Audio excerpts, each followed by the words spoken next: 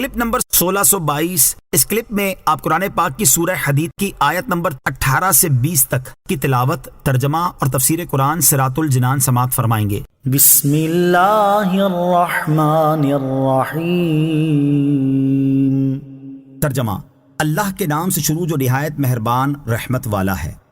ان المصدقین والمصدقات واقرضوا اللہ قرضا حسنا یضاعف لهم ولهم اجر کریم۔ ترجمہ: بے شک صدقہ دینے والے مرد اور صدقہ دینے والی عورتیں اور وہ جنہوں نے اللہ کو اچھا قرض دیا ان کے لیے کئی گنا بڑھا دیا جائے گا اور ان کے لیے عزت کا ثواب ہے۔ ان المصدقین والمصدقات، بے شک صدقہ دینے والے مرد اور صدقہ دینے والی عورتیں۔ ارشاد فرمایا کہ بے شک وہ مرد اور عورتیں جنہوں نے خوش دلی اور نیک نیت کے ساتھ حقداروں کو صدقہ دیا اور راہ خدا میں خرچ کیا تو ان کے لیے صدقہ کرنے اور راہ خدا میں خوش دلی کے ساتھ خرچ کرنے کا ثواب کئی گنا بڑھا دیا جائے گا اور ان کے لیے عزت کا ثواب ہے اور وہ جنت ہے۔ والذین آمنوا باللہ ورسلہ اولئک هم الصدیقون والشہداء عند ربهم لهم اجرهم ونورهم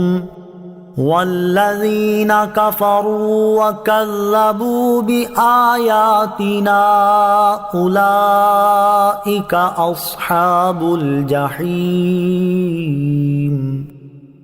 ترجمہ: اور وہ جو اللہ اور اس کے سب رسولوں پر ایمان لائیں وہی اپنے رب کے نزدیک صدیق اور گواہ ہیں، ان کے لیے ان کا ثواب ہے اور ان کا نور ہے، اور جنہوں نے کفر کیا اور ہماری آیتیں جھٹلائیں وہ دوزخی ہیں۔ والذین آمنوا باللہ ورسلہ، اور وہ جو اللہ اور اس کے سب رسولوں پر ایمان لائیں۔ اس سے پہلی آیات میں اللہ تعالیٰ نے ایمان والوں اور منافقوں کا حال بیان فرمایا اور اس آیت میں ایمان والوں اور کافروں کا حال بیان فرمایا ہے۔ چنانچہ ارشاد فرمایا کہ وہ لوگ جو اللہ تعالیٰ اور اس کے سب رسولوں پر ایمان لائیں ان کا اپنے رب عز و جل کے نزدیک مقام یہ ہے کہ وہی کامل، سچے اور گزری ہوئی امتوں میں سے جھٹلانے والوں پر اللہ تعالیٰ کے گواہ ہیں۔ ان کے لیے ان کے نیک عمل کا وہ ثواب ہے جس کا ان سے وعدہ کیا گیا ہے، اور ان کا وہ نور ہے جو حشر میں ان کے ساتھ ہوگا، اور جنہوں نے کفر کیا اور ہماری قدرت و وحدانیت پر دلالت کرنے والی آیتیں جھٹلائیں وہ دوزخی ہیں۔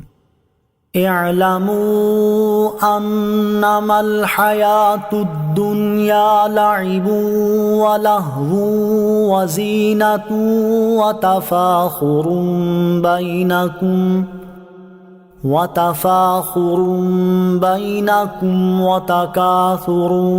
فی الاموال والاولاد كمثل غيث أعجب الكفار نباته ثم يهيج فتراه مصفرا ثم يكون حطاما وفي الآخرة عذاب شديد ومغفرة من الله ورضوان وَمَا الْحَيَاةُ الدُّنْيَا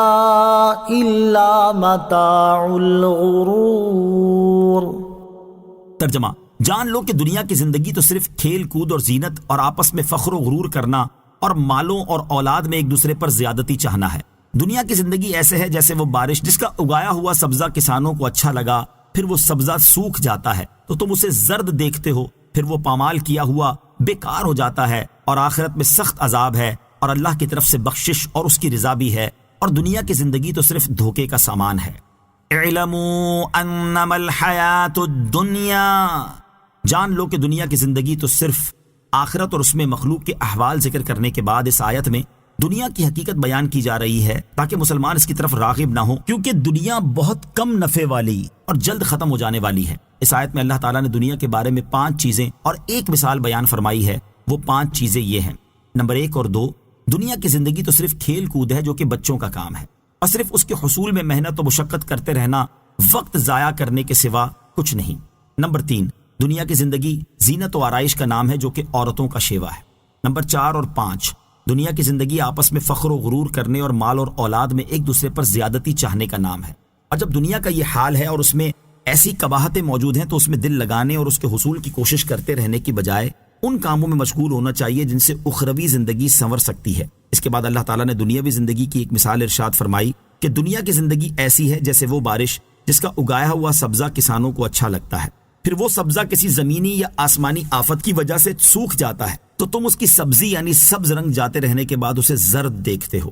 پھر وہ پامال کیا ہوا بیکار ہو جاتا ہے۔ یہی حال دنیا کی اس زندگی کا ہے جس پر دنیا کا طلبگار بہت خوش ہوتا ہے اور اس کے ساتھ بہت سی امیدیں رکھتا ہے، لیکن وہ انتہائی جلد گزر جاتی ہے۔ اس دنیا کے مقابلے میں آخرت ہے جس میں اللہ تعالیٰ کا سخت عذاب بھی ہے، جو دنیا کے طلبگاروں، لہو و لعب میں زندگی گزارنے والوں اور آخرت سے بے پرواہ لوگوں کے لیے ہے، جو بطور خاص کفار ہیں، جبکہ دوسری طرف آخرت میں اللہ تعالیٰ کی طرف سے بخشش اور اس کی خوشنودی بھی ہے، جو اس کام کے لیے ہے جس نے دنیا کو آخرت پر ترجیح نہ دی۔ اور حقیقت یہ ہے کہ دنیا کی زندگی تو صرف دھوکے کا سامان ہے۔ دنیا دھوکے کا سامان اس کے لیے ہے جو دنیا ہی کا ہو جائے اور اس پر بھروسہ کر لے اور آخرت کی فکر نہ کرے، اور جو شخص دنیا میں رہ کر آخرت کا طلبگار ہو اور دنیاوی اسباب سے بھی آخرت ہی کے لیے تعلق رکھے تو اس کے لیے دنیا آخرت کی کامیابی